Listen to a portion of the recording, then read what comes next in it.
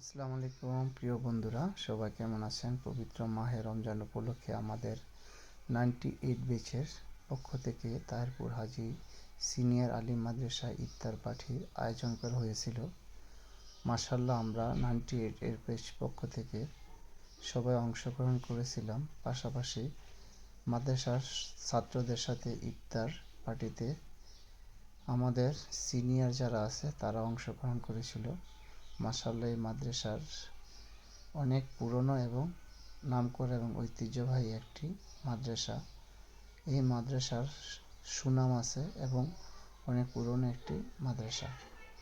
আমাদের সাথে যে বাচ্চাগুলি ইফতার করেছে তাদের এই ইফতার পার্টিতে অংশগ্রহণ দেখে খুবই ভালো লাগছে। তাদের জন্য দোয়া ভালোবাসা রইল। ইনশাআল্লাহ আমরা ফ্রেন্ড সার্কেল যারা আছি প্রতি বছর সমন্বয় করে এক একটি মাদ্রাসায় এইভাবে ইফতার পার্টির আয়োজন করতে চাই।